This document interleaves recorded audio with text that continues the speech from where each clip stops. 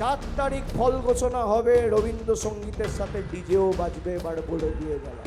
উনি বলেছেন চুন চুনকে হিসাব হোগা।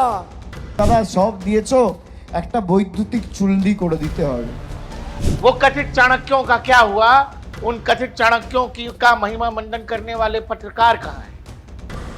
वही पत्रकार लॉबी इनके पीछे भी खड़ी थी। दिल्ली से बैठकर माहौल मापने वाले अचानक कलकत्ता पहुंच गए। कलकत्ता जाकर पूछ रहे हैं कि बताइए, एक चुने गए सांसद के ऊपर अंडा फेंकना, पत्थर फेंकना ठीक है? बिल्कुल ठीक नहीं है।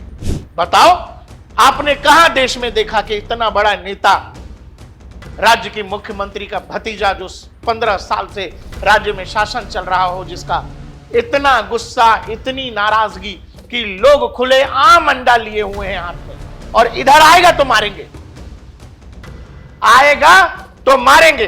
लोग सीधा कह रहे हैं कि इन लोगों ने राज्य को बर्बाद कर दिया। यहां एकदम ठीक थे, यहां बोले, ये घटना के बाद की तस्वीर, बोले मैं एकदम ठीक हूं, मैं लड़ूंगा, मैं ऐसा करूंगा, मैं वैसा करूंगा। हॉस्पिटल पहुंचे तो आ गए स्ट्रेचर पर, यहां पहुंचे तो व्हील चेयर पर। अंडा मारा, जो घायल हुए वो प्रिस्क्रिप्शन भी लोगों ने वायरल कर दिया है। Doctor has given pan 40, gas की दवा है, खाइए, गैस निकालिए।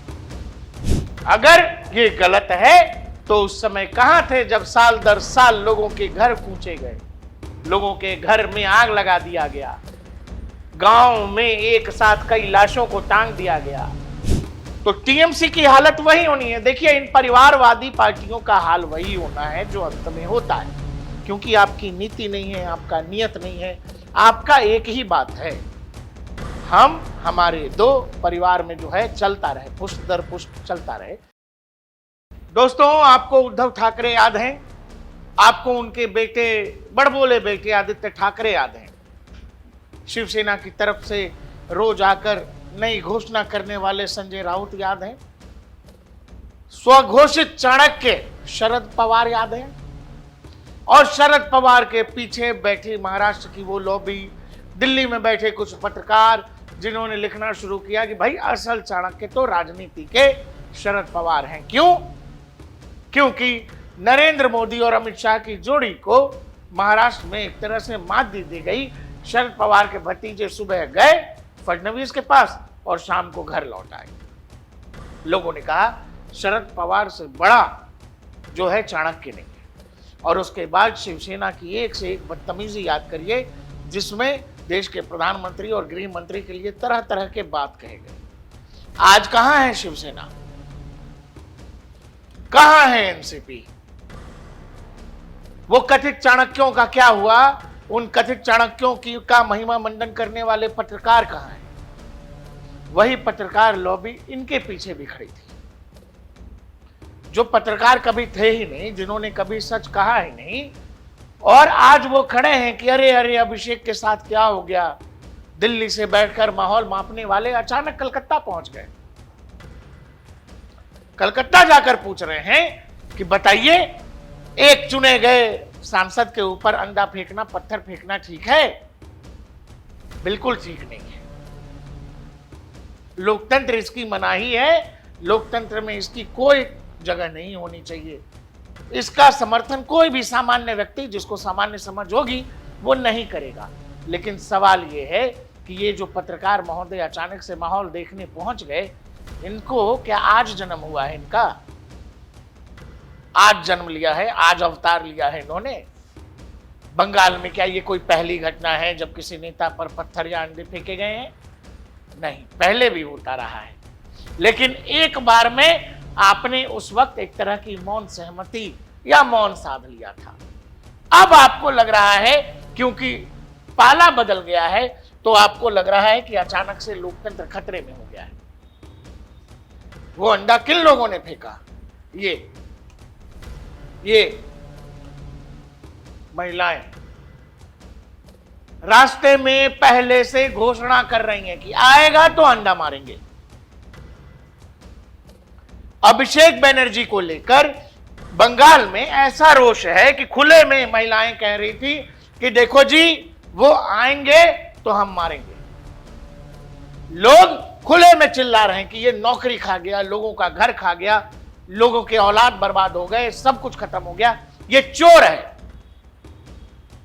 ये मीडिया में सुनाई दे रहा है और सामान्य समझ रखने वाले लोग ये समझ रहे हैं कि पिछले 15 सालों में जो कुछ अभिषेक बनर्जी ने बोया वही अभिषेक बनर्जी के साथ हो रहा है।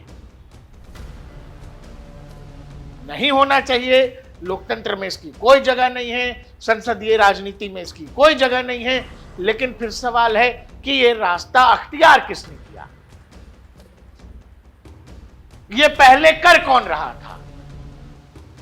न्यूटन का लॉ है, every action has equal and opposite reaction. आप जब कुछ करते हैं उसी मात्रा में उसका रिएक्शन भी आता है, न्यूटन्स थर्ड लॉ। क्या अभिषेक बनर्जी और टीएमसी को इस बात का अंदाजा नहीं था? आप समझो ना कि टीएमसी के नेता जहां जा रहे हैं, कोई पार्टी का काडर नहीं है, आम लोग चोर चोर चोर चोर चोर चोर। अभिषेक बनर्जी चुनाव के कुछ दिनों बाद घर से निकले, इनके घर को, गाड़ी को चारों तरफ से घेरा गया। पत्रकार थे, लोग बोल रहे बोल बोल बोल, तूने कहा था 4 तारीख को बोलेगा, बोल। अरे बोल रहे ना रे, छाड़ दिया।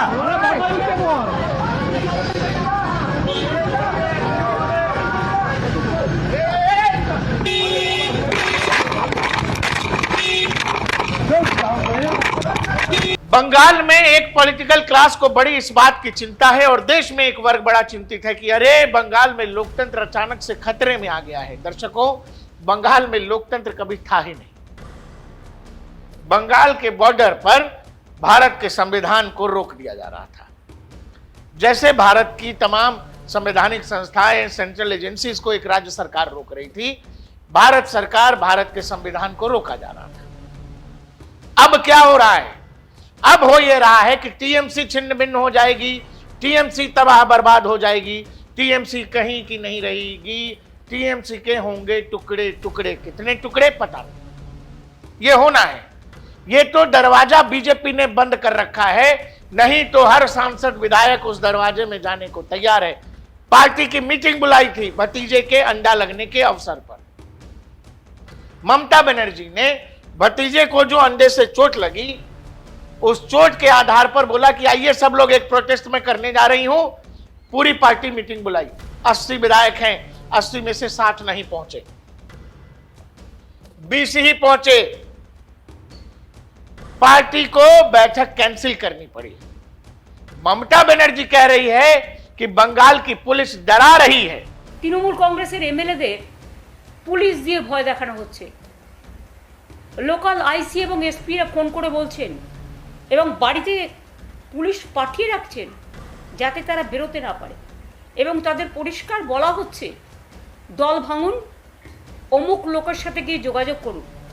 প্রথম ফোনটা পুলিশ করছে, দ্বিতীয় ফোনটা বিজেপির অফিস থেকে যাচ্ছে, কোনো না কোনো অফিস থেকে। हाथ कंगन को आरसी क्या, पढ़े लिखे को फारसी क्या, चोर की दाढ़ी में तिनका, तरह तरह की कहावत आपने सुनी होगी। अरे आपने जब कुछ किया नहीं, आप अगर पाक साफ हैं, पुलिस ऐसे ही किसी को डरा देती है? पुलिस डरा रही है, और पुलिस डरा रही है। आपको अगर इतना पता है तो आज से पहले आपकी सरकार क्या कर रही थी? आपकी सरकार में भी तो यही डरने डराने वाला सिस्टम था ना। आप ये समझो कि टीएमसी के अंदर ऐसी भगदड़ मची है कि लोग जिन्होंने पैसा ले लिया था पहले, वो कह रहे हैं आइए भाई साहब आपका पैसा होगा, हम देंगे, वापस करेंगे। पैसा वापस किया जा रहा है।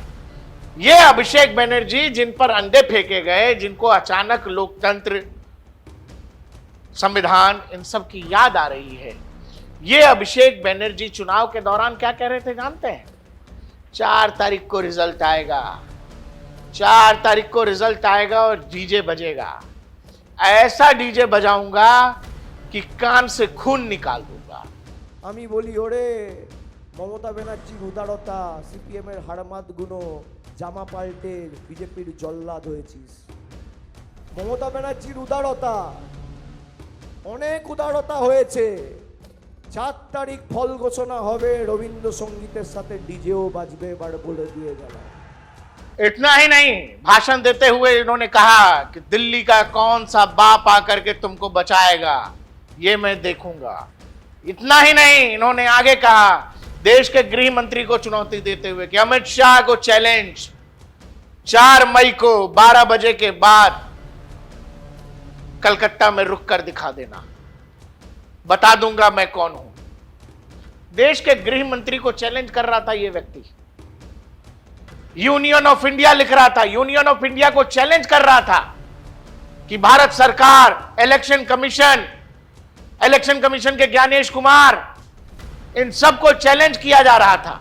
4 তারিখে তৃণমূল আরামবাগ জিতুক বা হারুক,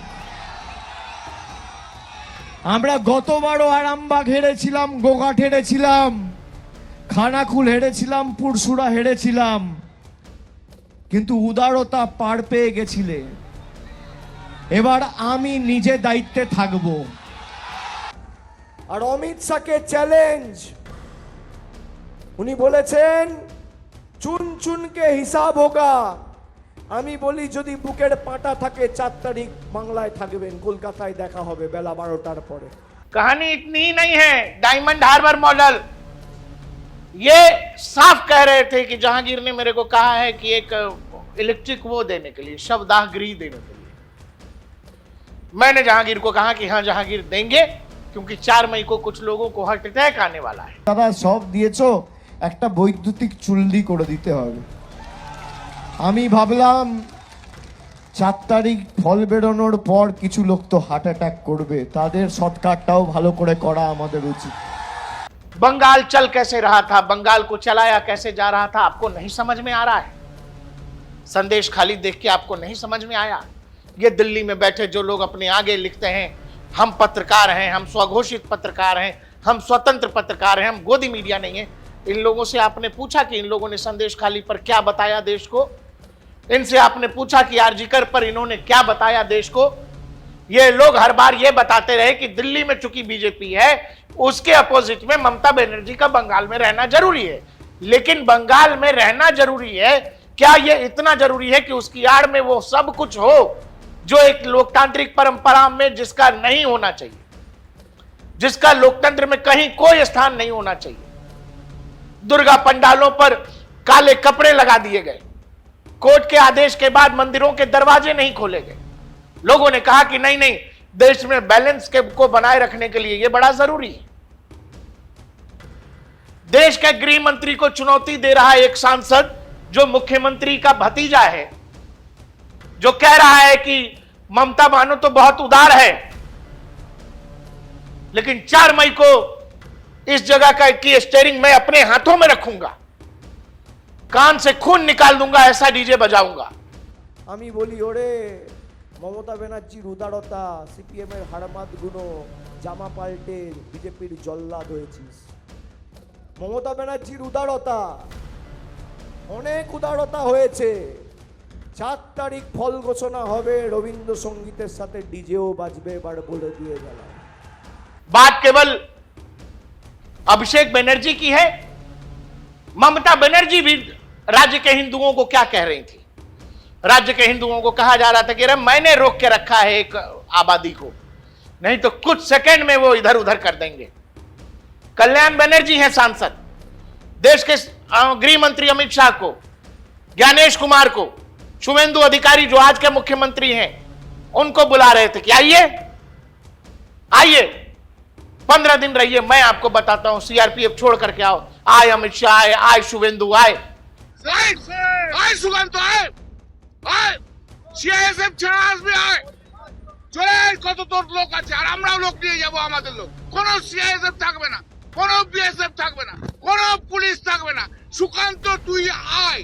दरअसल ये जो तौर तरीका है, ये जो राजनीतिक भाषाई मर्यादा बार बार लांघी जा रही है, इनको ये लग रहा था कि ये अजर अमर है।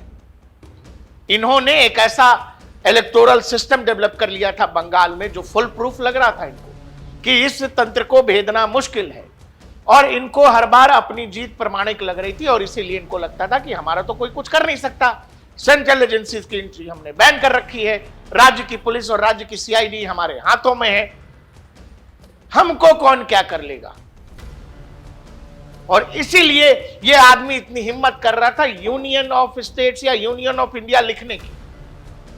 सीधे सीधे भारत सरकार, भारत की संप्रभुता को चैलेंज कर रहे थे। एक सांसद महोदय, बंगाल चल कैसे रहा था, बंगाल के लोगों में डर कैसा था, बंगाल इतना घबराया हुआ क्यों था, बंगाल में लोगों का वोट देना जरूरी क्यों था, क्यों इतने सीआरपीएफ के लोग लगाए गए, वो आपको चुनावी नतीजे और चुनावी नतीजों के बाद जो बंगाल से तस्वीरें आ रही, बताओ आपने कहां देश में देखा कि इतना बड़ा नेता, राज्य की मुख्यमंत्री का भतीजा जो 15 साल से राज्य में शासन चल रहा हो, जिसका इतना गुस्सा, इतनी नाराजगी कि लोग खुले आम अंडा लिए हुए हैं हाथ में, और इधर आएगा तो मारेंगे, आएगा तो मारेंगे। लोग सीधा कह रहे हैं कि इन लोगों ने राज्य को बर्बाद कर दिया। आज लोग जाके पूछ रहे हैं कि बताइए एक सांसद को मारना ठीक है? अरे महाप्रभु, सांसद को मारना बिल्कुल ठीक नहीं है, लेकिन ये कोई पहला वाकया है जहां किसी सांसद को लगा है? ये बीजेपी के सांसद हैं, ये बीजेपी के सांसद हैं, ब्लर कर रहे हैं इसको, हम पूरा नहीं दिखा सकते क्योंकि खून हम खून है भाई, क्या देखोगे इसमें। बीजेपी के सांसद हैं और इनको अचानक टीएमसी के लोगों ने पथराव कर दिया था। कोई एक बात है, बीजेपी के तब के प्रेसिडेंट जेपी नड्डा, कैलाश विजयवर्गीय, दिलीप घोष, शुभेंदु अधिकारी, अर्जुन सिंह, लॉकेट चैटर्जी, नीतीश प्रमाणिक, सौमित्र खान, जगन्नाथ सरकार, सुकांता मजूमदार, इन सब पर हमला हुआ है। ये सब बीजेपी के टॉप लीडरशिप है। कैलाश विजयवर्गीय की तो जान पर आ गई थी, जान पर, उनकी जान जा सकती थी। कैलाश विजयवर्गीय को तब होम मिनिस्टर को फोन करना पड़ा था। होम मिनिस्टर ने तब जाकर राज्य के डीजीपी को फोन किया था और फिर हिसाब से वो लोग लाइन पर आए। बीजेपी के 300 से ज्यादा कार्यकर्ताओं की हत्या हो गई। लोकतंत्र में, डेमोक्रेसी में, संसदीय प्रणाली में इसका कोई जगह नहीं है, हिंसा नहीं होनी चाहिए, बड़ी अच्छी बातें हैं, सुनने में बड़ा सुंदर लगता है। लेकिन क्या ये हो रहा था? आप जिसकी वो लगा के बैठे हैं, जिसकी इच्छा रखते हैं, क्या आप वैसा व्यवहार कर रहे थे?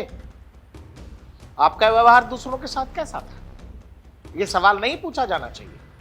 यह सवाल नहीं होना चाहिए कि जेपी नड्डा से लेकर इन लोगों पर हमले हुए कि नहीं हुए। राज्य की मुख्यमंत्री राम का नाम सुन के गाड़ी छोड़ के भागती थी कि नहीं भागती थी? लोगों को धमकाया है कि नहीं धमकाया है? लोग लिख रहे हैं, हिसाब होगा, सबका हिसाब होगा। किसी भी अताताई को याद रखना चाहिए कि उनकी सत्ता सदैव के लिए नहीं है। अमित शाह के रहने तो एकदम ही ऐसी गलतफहमी न पालें। एक एक करके 300 बीजेपी कार्यकर्ताओं को मार डाला, जिन्होंने एक पर भी मुंह नहीं खोला। वो आज अभिषेक बनर्जी पर कुछ अदद अंडे फेंके जाने के बाद भारत में लोकतंत्र न होने का दावा कर रहे। ममता बनर्जी स्वयं उन 300 मृतकों के परिजनों से मिलकर माफी मांगे, घर घर जाए, वरना जनता कहीं का नहीं छोड़ेगी। बंगाल में अब अगले 20 साल तक भाजपा आराम से रहने वाली है, क्योंकि बंगाल जिधर झुकता है उधर झुका ही रहता है। तमाम पत्रकारों से लेकर भाजपा के तत्कालीन अध्यक्ष जेपी नड्डा तक, इन गुंडों ने वहां किसी को नहीं छोड़ा था। ईडी के अधिकारियों तक को दौड़ाया गया था, सीबीआई के अधिकारियों को गिरफ्तार कर लिया गया। अरे भाई, अभी हाल फिलहाल एसआईआर के मामले में जजों को बंधक बना लेना आप सोच रहे हो किसी राज्य में? सुप्रीम कोर्ट के आदेश पर हाई कोर्ट की निगरानी में जो लोग एसआईआर की प्रक्रिया में थे, राज्य के उन जजों को, महिला जजों को मालदा में बंधक बना लिया गया। ममता बनर्जी लोकतंत्र की दुहाई दे रही हैं। कांग्रेस के नेता हैं अधीर रंजन चौधरी, राहुल गांधी तो फोन करके कह रहे हैं ममता बनर्जी को कि हैदराबाद ले आओ। अपनी माता जी का इलाज यहां दिल्ली एम्स में चल रहा है। दिल्ली राज्य में भी सरकार बीजेपी की, केंद्र में भी बीजेपी। सोनिया जी का इलाज एम्स में ठीक चल रहा है, लेकिन राहुल गांधी ने उनको कहा कि चलो चलो हैदराबाद में कराता हूं। हैदराबाद में क्यों? क्योंकि उनको लगता है हमारी सरकार है। कांग्रेस के ही नेता हैं अधीर रंजन चौधरी, कह रहे हैं बंगाल में इन लोगों ने जो तहजीब बनाई है, अब ये लोग खुद उसका शिकार हो रहे हैं। पहले गुंडागर्दी टीएमसी करती थी, अब भाजपा वाले कर रहे हैं। BJP MP Arjun Singh injured, claims attack by police during clashes, ये खबर है। अर्जुन सिंह तब एमपी हुआ करते थे, कई बार टीएमसी में गए और कई बार बाद में बीजेपी में आ गए। कितनी बार हमला हो चुका है अर्जुन सिंह पर। बीजेपी के एमएलए हैं, फिलहाल बीजेपी के स्टेट प्रेसिडेंट हैं, जो कह रहे हैं वो देख लीजिए। The Trinamool MLA are unharmed because of BJP. If Trinamool were in power today, I would be standing here. Our 500 workers would have been murdered. BJP के स्टेट प्रेसिडेंट कह रहे हमने तो कुछ किया ही नहीं, इतने दिन हो गए सरकार में आए हुए। आज अगर टीएमसी सरकार में होती, मैं यहां खड़ा नहीं होता और हमारे 500 लोगों को मार दिया गया होता। 300 से ज्यादा कार्यकर्ताओं की मौत हुई है बीजेपी की। कितना बड़ा हमला था, कितने अभिषेक बनर्जी चोटिल हो गए, कितना दर्द हुआ होगा, ये बताया है हॉस्पिटल में। पैन 40 खाने को कहा है, पैन 40 गैस की दवा है, गैस की दवा है। अंडा मारा, जो घायल हुए वो प्रिस्क्रिप्शन भी लोगों ने वायरल कर दिया है। So much for the critical injury drama. Well view doctor says that Abhishek Banerjee had no serious physical signs of injury, was fully conscious and oriented and did not require hospital admission. Doctor has given pan 40. Gas की दवा है, खाइए, gas निकालिए। महिलाओं ने अंडे मारे। बताया जा रहा है कि प्राइमरली वो उस दिन जो कुछ भी हुआ उसको महिलाओं ने बढ़ाया। वहां लोग पहले से इंतजार कर रहे थे अभिषेक बनर्जी का। जिस आदमी के घर अभिषेक बनर्जी गए थे वो कोई शरीफ आदमी नहीं था, गुंडा था। और लोग इस बात से और नाराज थे कि एक गुंडे की मौत पर अभिषेक बनर्जी यहां क्यों आ रहे हैं, और इसी बात का रोष था लोगों में। ये जो तस्वीर आपको दिखाई दे रही है, इससे थोड़े देर पहले अभिषेक बनर्जी ये कह रहे थे कि अरे जो होगा देख लेंगे, कौन है क्या है, मैं तैयार हूं, आई एम तो रेडी सेडी गो।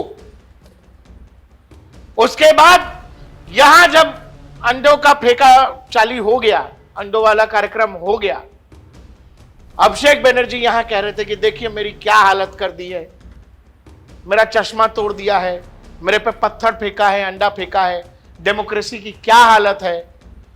मैं तो लड़ूंगा, मैं तो झुकने वाला नहीं हूं, इनको जो करना है ये कर लें।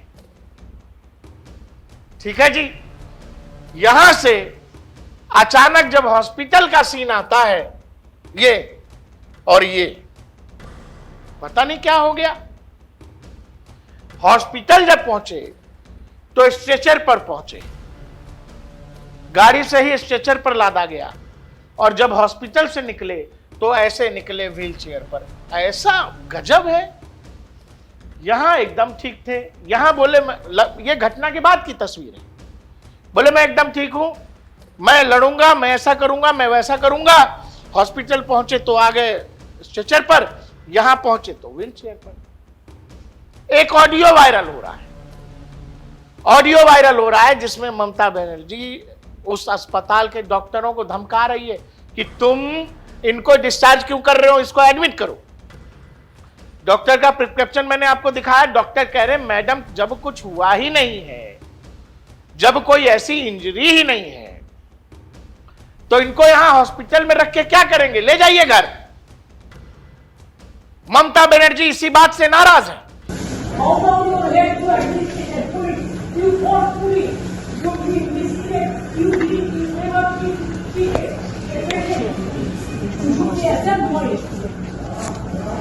Everybody will remember these arrogant. Don't come with us. Get to see over yourself.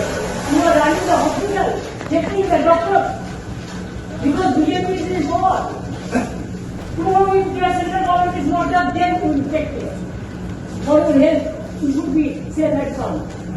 राजनेताओं का हेल्थ के आधार पर ये ड्रामेबाजी हम लोग बहुत देखे हैं यार। बिहार के एक नेताजी हैं, ऐसे फुटबॉल खेलते हैं, बैडमिंटन खेलते हैं, चूरा दही खाते हैं, पार्टी फंक्शन में जाते हैं, एकदम ठीक ही रहते हैं। इस बुढ़ाउती में बैडमिंटन भी खेलते हैं, लेकिन अभी एक कोच से बुलावा आ जाए वो तुरंत व्हील चेयर पर आते हैं। एयरपोर्ट पर आपको व्हील चेयर पर दिखेंगे, कोर्ट में व्हील चेयर पर दिखेंगे, घर में ठीक रहते हैं। सबने देखा कि उस अंडे वाले प्रकरण से पहले अभिषेक बनर्जी ठीक हैं, अंडे वाले प्रकरण के बाद भी उन्होंने कहा कि मैं ठीक हूं, मैं लड़ूंगा, मैं देखूंगा, मैं छोड़ने वाला नहीं हूं, मैं झुकने वाला नहीं हूं। लेकिन जब हॉस्पिटल गए तो स्ट्रेचर पर आ गए। डॉक्टर का प्रिस्क्रिप्शन है कि वो नॉर्मल है, लेकिन ममता बनर्जी का कहना है कि देखो ये तो दबाव में काम कर रहे हैं सारे डॉक्टर, मैं इसको इसके घर में ले जाऊंगी, फैमिली डॉक्टर देखेगा, इसको जो है ऑक्सीजन एकदम से लगेगा। राहुल जी का फोन आया है कि अगर हैदराबाद बुलाना है तो ले आइए। बंगाल की सरकार पहले चल कैसे रही थी, हो क्या रहा था। इन दिल्ली में बैठे जो लोग अपने नाम के आगे पत्रकार लिखते हैं, दर्शकों 20 साल का एक्सपीरियंस, 25 साल का, इनको शर्म है? शर्म है? शर्म? चुल्लू भर पानी हो तो मर जाओ यार, इसमें नाक डुबा लो इसमें। घर में कहीं शीशा लगाओ, अपनी शक्ल देखो, शक्ल देखो तुम लोग इस देश के साथ कर क्या रहे हो, और किए जा रहे हो, किए जा रहे हो, किए जा रहे हो, और इसको पत्रकारिता का नाम भी देते हो। तुम लोगों के गाल पे तमाचा है, थप्पड़ है, एहसास होता है कि नहीं मुझे नहीं पता, लेकिन तुम्हारे गाल पे तमाचा है कि टीएमसी के लोग बुला बुला के वीडियो भी प्ले कर दीजिए यहां पर, बुला बुला के जिन लोगों से पैसा लिया था, कट मनी। बंगाल में बड़ा लोकतंत्र है दीदी, क्या बंगाल चला रही है। लोग बुला बुला के उन लोगों को जिनको प्रधानमंत्री आवास योजना के बदौलत किसी ने पैसा ले लिया होगा, कोई अपना जमीन बेच रहा है या खरीद रहा है, उस पर अगर टैक्स बांध दिया होगा, जिसको कट मनी कहते हैं बंगाल में, वो तमाम टीएमसी से जुड़े लोग लोगों को बुला बुला के पैसा वापस दे रहे हैं। वही वायरल हो रहा है। यह है साउथ 24 परगना की घटना है, नाम खाना की, जहां लोगों को बुलाया गया, जिनसे पैसे लिए गए थे उनको वापस दिया जा रहा है। वही अमित मालवीय लिख रहे हैं, in an extraordinary spectacle from West Bengal, money collected as cut money by those associated with TMC is being returned to villagers in open fields। खुले मैदान में लोगों को बुला के कि भाई साहब गलती हो गई, माई बाप, हम लोग सोचे थे हम लोग अजर अमर हैं, कट मनी चलता रहेगा, यहां तो ऐसी सरकार आ गई है जिसको। इसीलिए मैंने कहा कि ये जो लोग आपस से केवल झूठ बोलते रहे, ये लोग जो सुबह शाम कहते रहे अरे अरे वाह वाह बंगाल हो जाए, बंगाल कह रहा हूं बांग्लादेश हमारे यहां हो जाए तो मजा आ जाए, भारत में जनजी जग जाए तो मजा आ जाए, हिटलर शाही नहीं चलेगी। लोगों ने हिटलर पे फेंका पत्थर और अंडे, आपको दिक्कत हुई? सरकार का तंत्र कुछ ऐसा काम कर रहा था। आप ही ने तो कहा ना कि श्रीलंका में जो हुआ वो भारत में होना चाहिए, नेपाल का जनजी जग गया, भारत का जनजी कब जगेगा? कुछ लोग जगे बंगाल में, दिख रहा है, लोग बोल रहे हैं चोर है, चोर है, पिशी चोर है, भाईपो चोर है। आपको दर्द क्यों हो रहा, क्यों तकलीफ हो रही, और ये तकलीफ एक तरफा क्यों है? लोकतंत्र अगर खतरे में आता है अभिषेक बनर्जी के अंडा लगने से, तो बीजेपी के सांसद के शरीर से खून निकल रहा है। कैलाश विजयवर्गीय घेर लिए गए, जेपी नड्डा घेर लिए गए, देश की राष्ट्रपति को सही जगह पर उन्होंने स्पीच नहीं करने दिया गया, एसआईआर कर रहे जजों को घेर लिया गया। आपने कितने इस तरह के पत्रकारों को देखा बोलते हुए? ये आपको बताएंगे आखिर ऐसा क्या बंगाल में बदल गया कि जिन लोगों ने अवैध रूप से लोगों से पैसे वसूले वो बुला बुला कर लोगों को दे रहे। बंगाल एक जंगल राज की तरह था, बुआ भतीजा चबा रहे थे बंगाल को, बर्बाद कर रहे थे, तबाह कर रहे थे। ये बंगाल की जनता बोल रही है, और बतौर पत्रकार ये जो दिख रहा है वो यही दिख रहा है कि लोगों का गुस्सा है। फिर कह रहा हूं, लोकतंत्र में इसकी कोई जगह नहीं है, लोकतंत्र में नहीं होना चाहिए, डेमोक्रेसी में ऐसा नहीं होना चाहिए, आपको संविधान कानून पर भरोसा रखना चाहिए। लेकिन फिर जनता तो यही पलट के पूछ रही है कि आप हमसे जो कह रहे हो कि हमको ऐसा रखना चाहिए, ये लोग जो हमसे उम्मीद कर रहे हैं, क्या इन लोगों ने इसका सम्मान किया? आप तो कह रहे थे 4 मई को ये कर रहे थे ना आप, अभी आपको अचानक लोकतंत्र की याद आने लगी है। राहुल जी ने मुझे कहा है कि अभिषेक को ट्रीटमेंट के लिए हैदराबाद ले आओ, ममता बनर्जी। आरव चौधरी नाम का लड़का लिखता है, दीदी कहां हैदराबाद के चक्कर में पड़ी हो, बांग्लादेश से आपके मजबूत संबंध कब काम आएंगे। लो, अर्जुन सिंह है, बीजेपी के एमएलए हैं, कह रहे हैं हजारों लोगों को बंगाल छोड़ने पर मजबूर करने वाले अभिषेक बनर्जी का चोर चोर के नारों के साथ जनता स्वागत कर रही है। वो जो आरोप लगा रहा है एक मिथ्या आरोप है, वे झूठा आरोप लगा रहे हैं कि उनको मारने की साजिश है। ये टीएमसी सांसद अभिषेक बनर्जी पर हुए हमले के बारे में टीएमसी चेयरपर्सन ममता बनर्जी, जो लोग सत्ता में हैं वो सभी हॉस्पिटल और ज्यादातर अथॉरिटी को धमका रहे हैं अभिषेक बनर्जी को एडमिट न करें। अरे अंडा मारा है भाई, एडमिट न करें, उनका इलाज हो। जब मैं हॉस्पिटल एडमिनिस्ट्रेटर के साथ बैठी थी उन्होंने मुझे बताया कि उन्हें पुलिस से धमकी आ रही, जबकि हमने आपको ऑडियो सुनाया, जो ऑडियो वायरल हो रहा है इंटरनेट पर। कौन किसको धमका रहा है आप भी समझदार हैं। आगे लिखा है, एक और जितेंद्र प्रताप सिंह है, लिखा है इस महिला ने पश्चिम बंगाल में हजारों अपने विरोधियों का कत्ल करवाया, महिला होकर महिलाओं के साथ बलात्कार की घटना होती रही, आज अपने भतीजे की कुटाई पर पागल हो गई। इंटरनेट में लोग तरह तरह की बातें लिखते हैं भाई। आगे लिखा जा रहा है, Mamata Banerjee claims TMC MP are being threatened to join BJP. Really? बात यह है कि ममता बनर्जी के विधायकों को यह लग रहा है कि जो कुछ पुराना सिस्टम था उस सब का पन्ना पलटेगा। पन्ना जब पलटेगा तो नाम आएगा तो दिक्कत होगी। तो हर कोई जो है सत्ता के साथ दिखना चाहता है। बंगाल में लोगों को, खासकर जो पॉलिटिकल क्लास है, उसको सत्ता के साथ रहने की आदत हो गई और अब उनको यह लग रहा है कि कार्रवाई होगी तो अपने नेता के बुलाए गए मीटिंग में लोग नहीं पहुंच रहे। आप समझो कि टीएमसी की क्या हालत है। कल्याण बनर्जी अमित शाह के टकले का रंग हरा कर देंगे, ये कल्याण बनर्जी चुनाव से पहले कह रहे थे। आपको महोदय, माहौल वाले, आपको लग रहा था लोकतंत्र है। बड़ा गजब है भाई।